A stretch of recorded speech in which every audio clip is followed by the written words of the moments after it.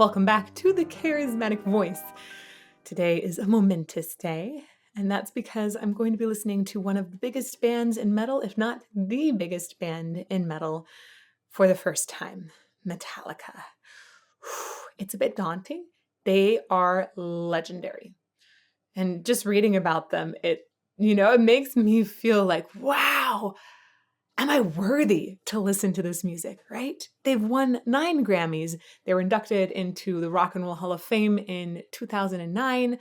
They're considered one of the most commercially successful bands of all times, despite when they first started releasing music, it was very rarely played on the radio. And then in addition to that, one of my favorite achievements I read about is that in 2013, they became the first band ever to play a concert on all 7 continents in 1 year. That's really cool. So today we're going to be beginning the journey with Master of Puppets. This is one of their best known songs, a very culturally significant song. In fact, it was deemed culturally, historically, and aesthetically significant enough for preservation in the National Recording Registry by the United States Library of Congress in 2016, and it was the very first metal record to receive that recognition. So it's a pretty big deal. And Master of Puppets is essentially about drug use. The master is the drug, and the puppet is a person who's addicted. And very interesting to also read about the background of it and how after having written it, James Hetfield, the lead singer, he said that he related the drug use to his alcoholism later. And I know he did end up going to rehab for that too. So I just think it's really interesting how a song can end up coming back around and having tons of meaning in life. Guys, I'm excited to hear Metallica for the first time. Let's get to it.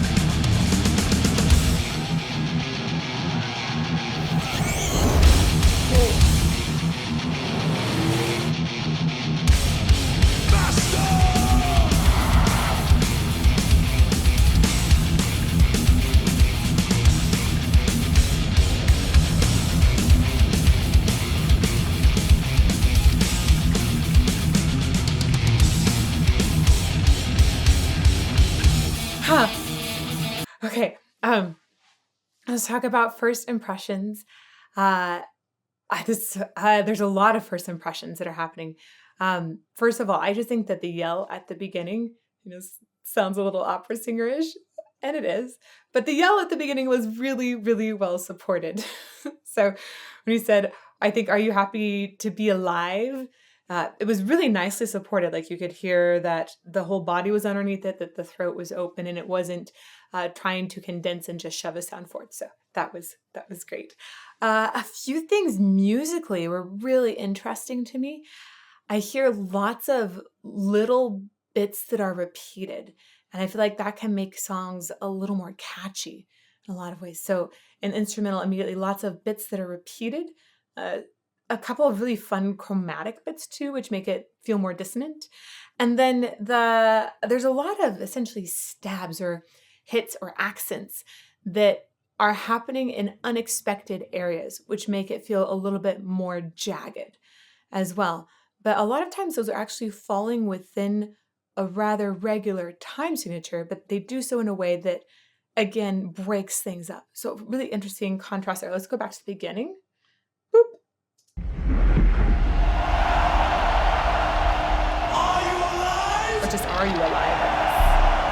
How does it feel to be alive?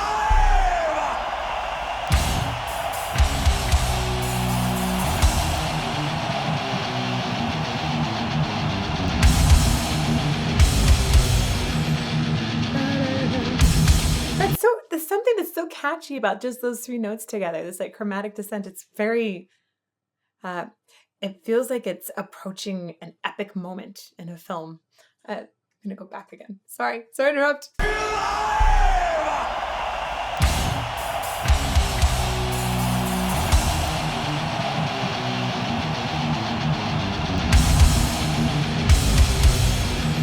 It's good that they repeat that a lot too. It makes it more sticky.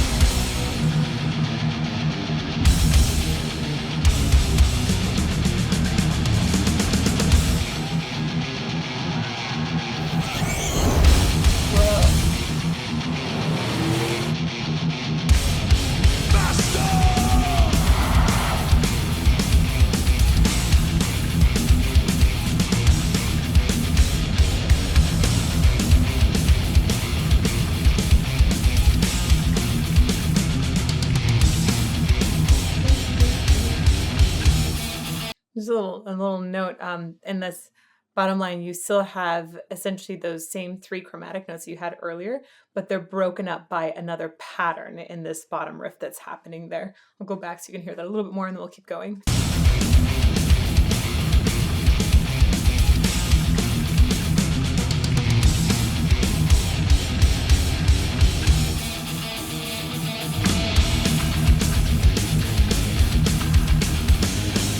Huh. Okay.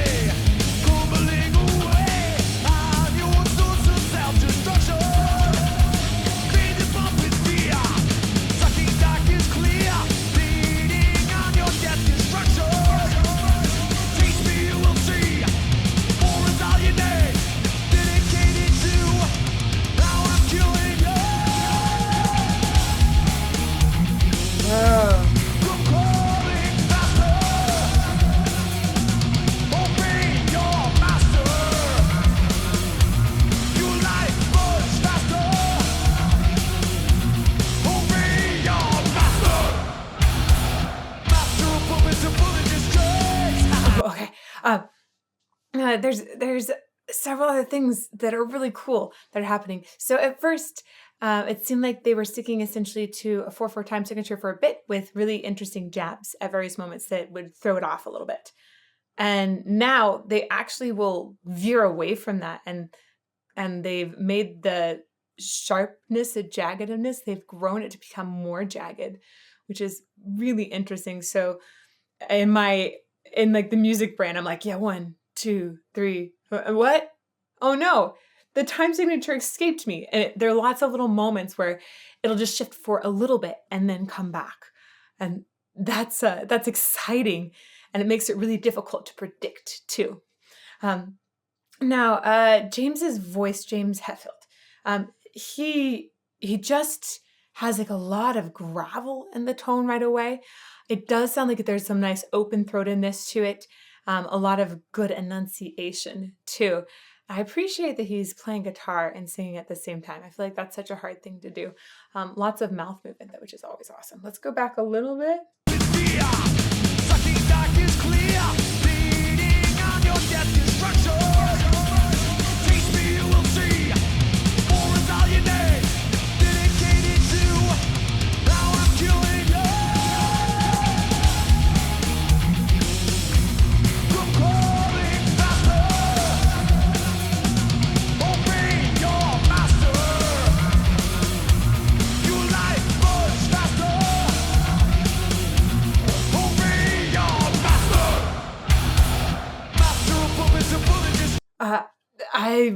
I think that the lyrics here are really interesting. Come crawling faster, obey your master, your life burns faster, obey your master, and then just like a harsh vocal on master. The obviously the rhyme is really interesting, but it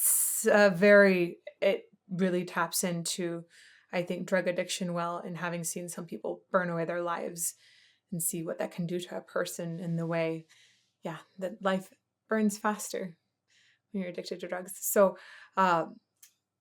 really good lyrics, really, really good lyrics. I like the rhyme in there also makes them easier to remember and be easier for a crowd to sing with. Let's go back just a little bit. that again. Now I'm killing you. I'm calling faster. Obey your master. You like much faster. Obey your master. Master of puppets and bullet distracts. You see him on spots in your day. Blinded by me, you can't see a thing. Just come on in, 'cause I'll hear you scream. Master. Just come on in, I'll hear you scream. Master. Ha! And so I really dig this call and response on the word master that you're hearing with the audience. And they purposely seem to have left this space in there to be repeated 2 times each time.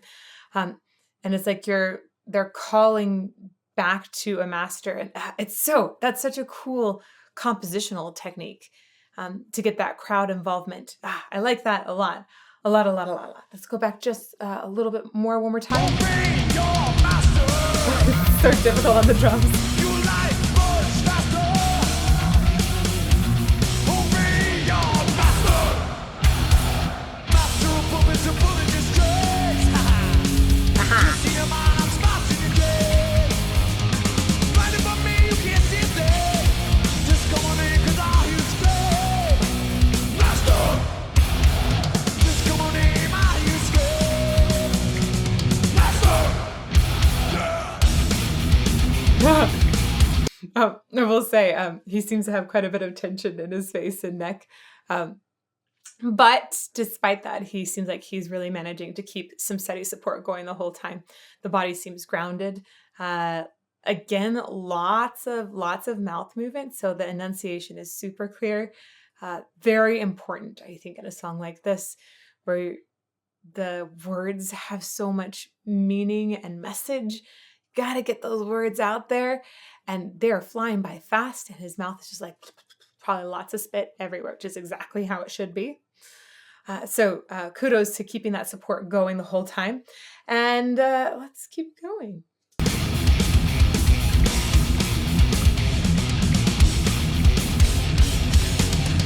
Needle walked away. Now you betray. Life of death becoming clearer.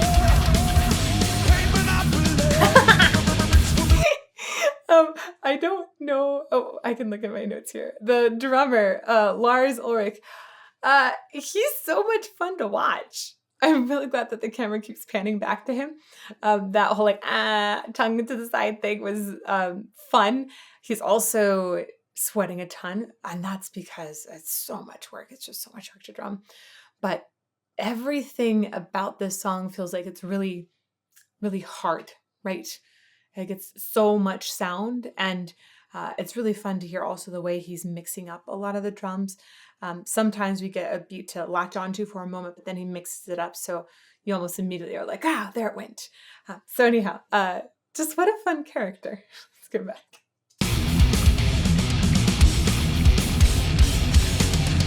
Needle walked away. Now you betray. Life of death becoming clearer. Pain monopoly. Ooh. Chop your back. Wait, do that one more time. Pain monopoly. Oh, that's cool. Rich. That's a really, really interesting way to accent that word. Rich. Also, ours are really hard to do fast. One more time.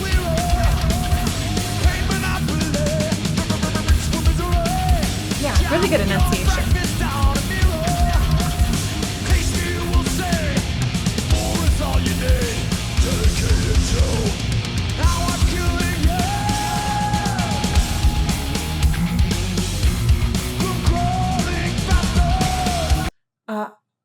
I'm just going to pause briefly and say I'm enjoying the ways that we're getting harsh vocals just folded in, right?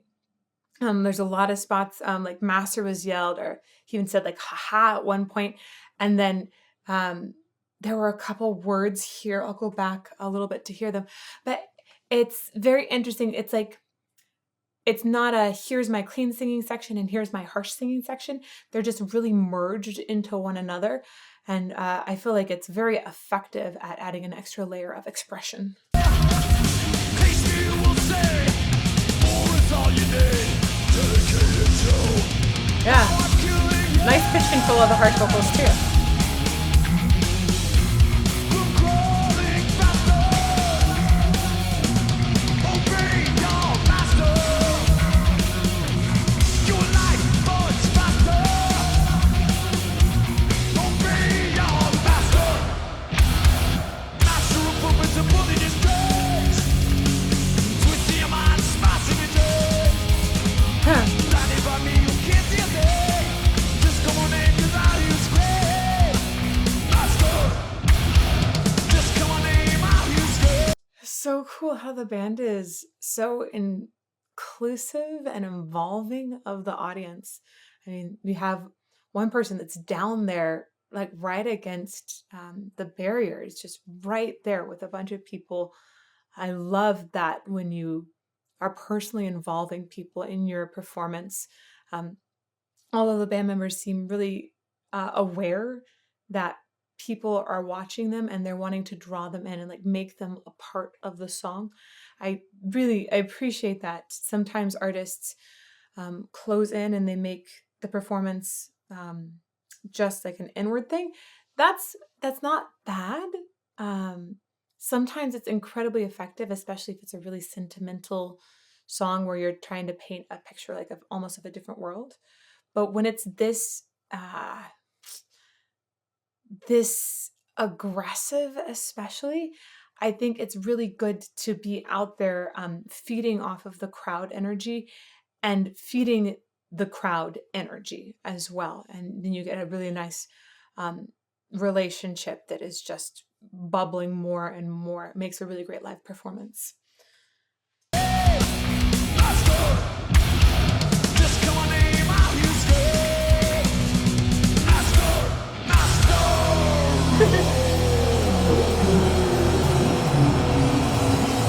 What? Who is that?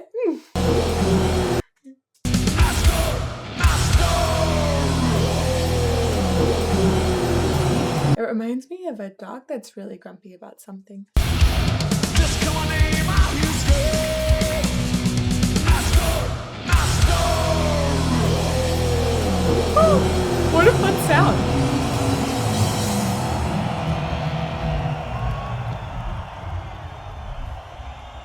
Wait, is that it? Oh no, okay.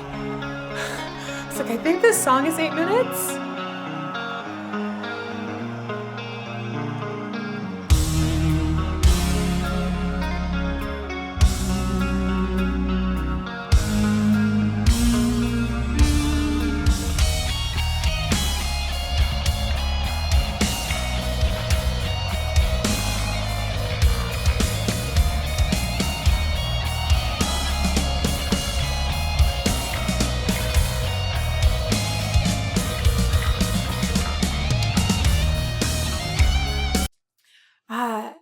That this instrumental part, it has such like a beautiful melody. It almost feels classical in nature in the way that it shifts it down and then shifts it down again. And the harmonies as well. I mean, they almost feel like Baroque, like something you would hear, well, more classical than for Beethoven. That's really catchy again. It's interesting how they weave in a lot of catchy things into their music. And I really loved hearing, it sounds like the crowd even has picked up on that a ton, and it sounds like they're singing along with it. Really, really cool. I wonder if this is going to come back a lot because I like it. This transition is wonderful.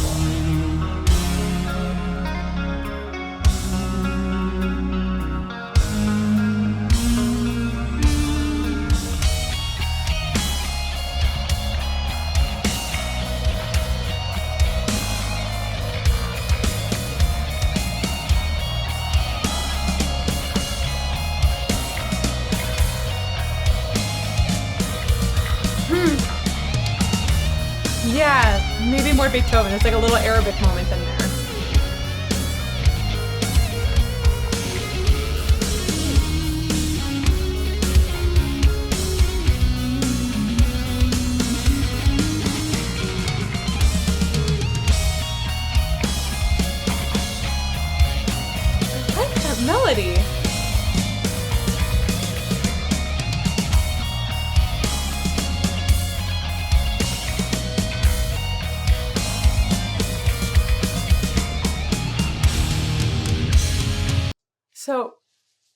I keep looking at the visuals here, and maybe because I've been really thinking about the music and the voice, I feel a little bit lost at the moment. But of course, we've got crosses that have come up and like stones and fog, so it feels like we're in a graveyard, maybe on stage at this point. And then additionally, looks like a canister of gasoline that's coming out in the video that we've been seeing. The car crash and the interactions there, I feel like everything there is pointing to death in some way, and maybe essentially about how drug usage will end in death. There's even a line, a life of death becoming clearer. So maybe it's essentially clarifying death at this point for us. I'd really love to hear your interpretations, though, in the comments. Shout out to me and tell me what you think is happening here. Because, yeah, in like a first time through something, I can't catch everything. There's so much that's happening, especially with the master song like this. There's going to be stuff that totally flies over my head. And I'd love to know what you think, Tell me your thoughts, please. Please, please, please. Okay. Back. Yeah. Graveyard.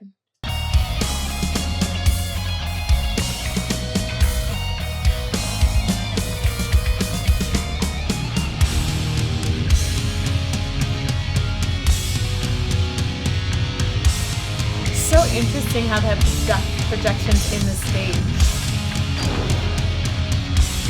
Ooh.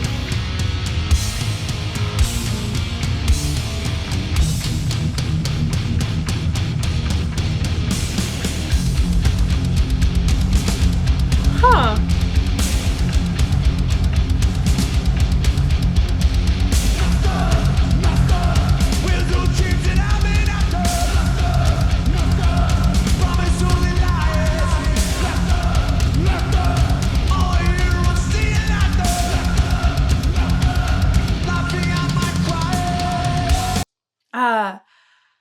So I'm starting to feel now like maybe it's more a situation of anarchy, and with the police, maybe anarchy against government, and the master being government related at this moment. Definitely has some interpretation possibilities in there. I know at one point that they weren't allowed to play this in China, possibly out of a fear of government control. Not really sure, but it definitely has some different undertones that I just picked up on. It's very interesting. Also, love the way that you have another backing singer, another one of the band members yelling out "Master, Master" too. That's helpful, I think, also for getting the crowd involved and shouting "Master, Master" each time. Very helpful too that it's always repeated twice. So if somebody in the crowd misses it the first time, they're going to shout it the second time. It's a great way to make something a little bit more catchy. I'm going to go back a little bit.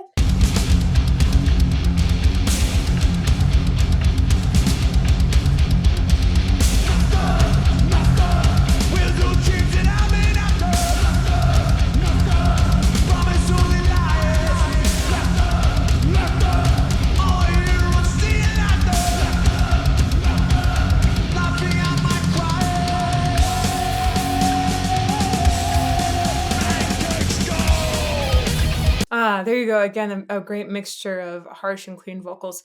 And just want to point out a couple of the words here. The lyrics to this song are really good. Master, master, where's the dreams that I've been after? Master, master. Again, that after master sort of close rhyme is really, really good. You promised only lies, laughter, laughter. All I hear or see is laughter, and then laughing at my cries. Yeah.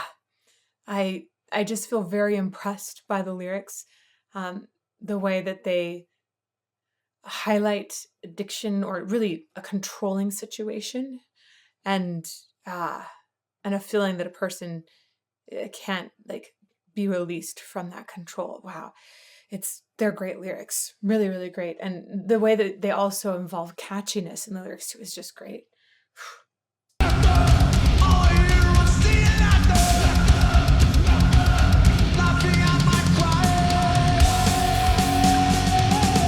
That was a great example too of a really clear diphthong instead of cries. At the end, he goes cries, and he goes straight to the second vowel. He even modifies that a little bit towards I instead of E. So again, diphthong, if you guys haven't heard me talk about this before, a diphthong is essentially one sound that's comprised of two vowels. So I is a diphthong. It's A and E combined together. And as a singer, you have a choice for how long you want to spend on each of those vowels. The traditional classical way is going to be to spend longer on the first vowel and then give just a little short bit on the second one. So you'd sing cries. And sometimes for things like country, you'll twang to the second vowel right away and go cries. And he definitely throws in a little bit of twang right here, which is kind of fun. Let's go back and listen to that.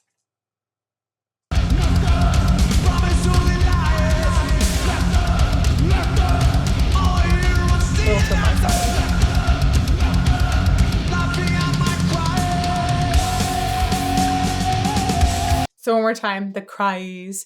And you can hear that instead of going to a full E vowel with that diphthong, which would be like the proper pronunciation, he's modifying it and making a rounder sound, which can actually make a better tone for where he's singing at. So instead of E, he's more towards an I sound with a little bit of roundness.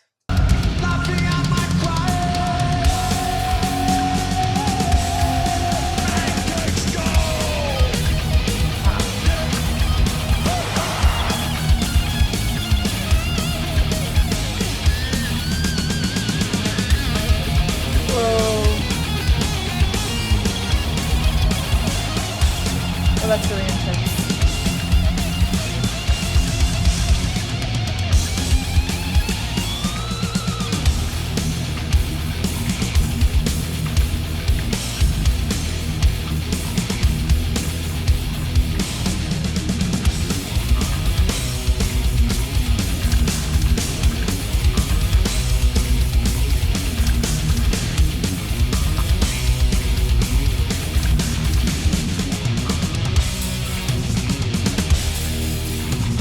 Wow.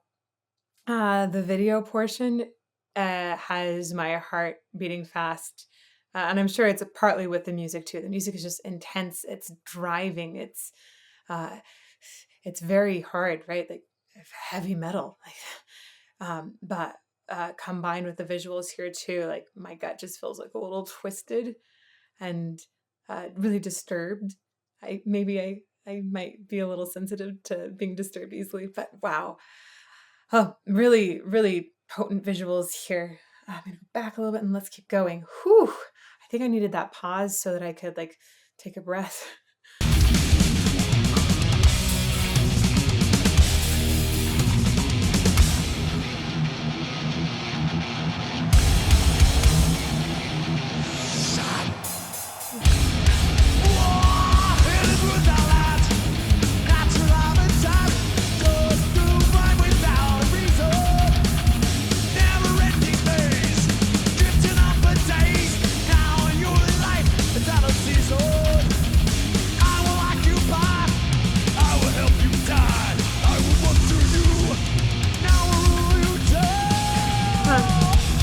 I'm hearing now that he is going to harsh vocals that are have less pitch specificity essentially in them at the same time in each verse.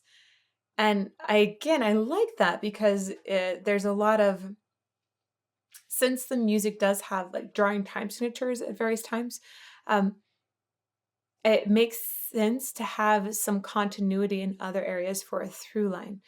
Uh, I think with music that's going to be more progressive, sometimes it's harder for people to catch on. There are some people that are more niche that really want to listen to that over and over and hear the evolution. And I find fascination in that as well.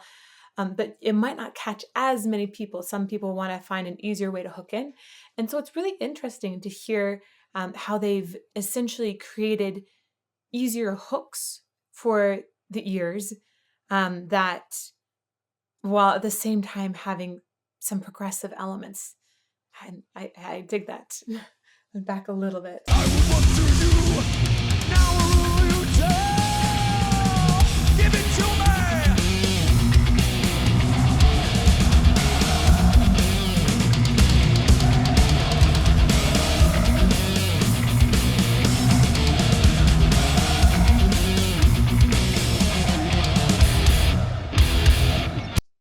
So also really fun to point out there is that this chorus, it's only using 3 pitches the whole time.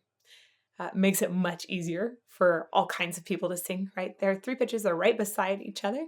They're just arranged in different patterns next to each other, essentially. And then they also repeat in the pattern, which makes it, again, easier to sing and easier to catch on to. I think it's very smart composition throughout, and then in all of the little ways that I'm hearing that we found moments to catch, latch, and make this easy to sing, easy to have audience involvement, easy to get stuck in your head, and at the same time have so many heavy, jarring moments as well. Let's go back a little bit. Listen to it. It's just 3 pitches.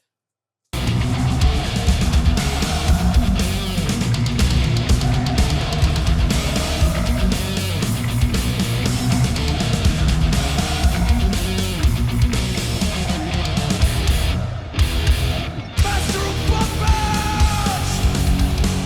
Just hear my responsibility. Ready for me, you can't get me. Just come on in, 'cause I'll use it. Master. Just come on in, I'll use it. That's such a good look, the way he essentially taunts the audience to yell master back at him. Ready for me, you can't get me. Just come on in, 'cause I'll use it. Master. Just come on in, I'll use it. Master.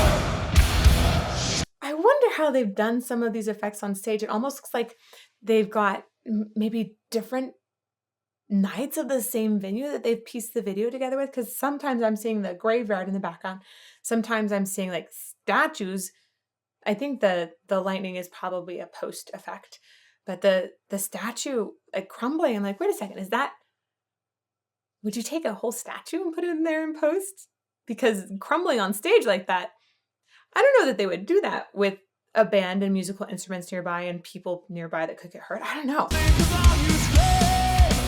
Master. Just come on in, I'll use it. I guess it did have like a thing around it. Did they actually have electricity going up there? Okay, wow. Wait. Yeah. What?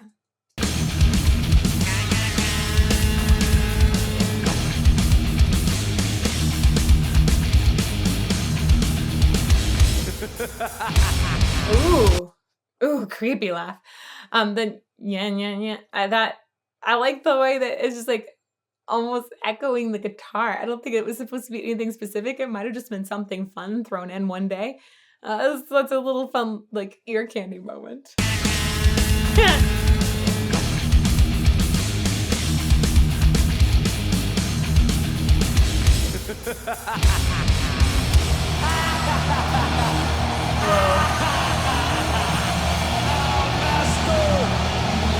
Creepy laugh.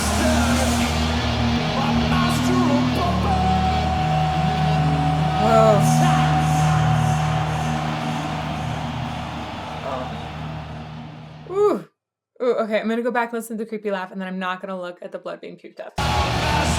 Nope, more. Where's my phone? It's so evil.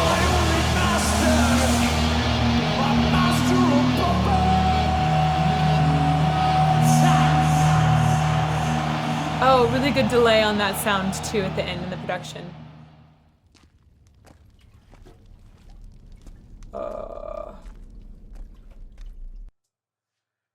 That's terrifying. Overall impression is I feel queasy in my stomach. Like that song had catchiness to it, but was also disturbing. And the visuals to go along with it really enforced that disturbing. And I think that that's the intention, right? In the way that drugs or addiction, it's so catchy and it also turns your stomach, right? Uh, I think the emotional impact of it is still settling in, that there's something that feels so off um, in the lyrics and in the visuals. Wow. But at the same time, like the music composition is brilliant. The lyrics are brilliant. The way that they've found so many ways to hook in with the audience and make it jarring yet catchy at the same time, it's just, that's hard to do. That's really hard to do. Um, I appreciate the aggression that every single band member had, and yet also the ability to interact with an audience to um, bring that energy level really high in the stadium. Oh man, I can see why this would maybe it feels mainstream in the way that it has that catchiness. So I can see why it'd be commercially such a big hit. But I can also see why it might be very unsettling for a lot of people to listen to. Wow, I feel like I just got so educated. Having had no reference to who Metallica was, and now understanding a little bit more about how heavy metal has developed and become more present in music in general today. I feel very, very thankful. First of all, thank you to all of you for recommending Metallica. But I just feel like, I feel like a gap in the knowledge has been filled in, and that's really, really awesome. So, thank you everybody for your recommendations. Please, if you want to continue to make them, put that in the comments down below in the videos. That's where we look for them the most. You can also find me here every Monday, Tuesday, and Friday at 8 a.m. Arizona time. That's when we have live premieres. By the way, if you want a really cool t-shirt that says Spoiled by Metal, that is in our merch shop as well. So we have some really cool designs there in case you want to support the channel. And if you want to find us somewhere else, we're also on Patreon, and I have courses about singing and about music appreciation in general at thecharismaticvoice.com. I'll see you somewhere soon.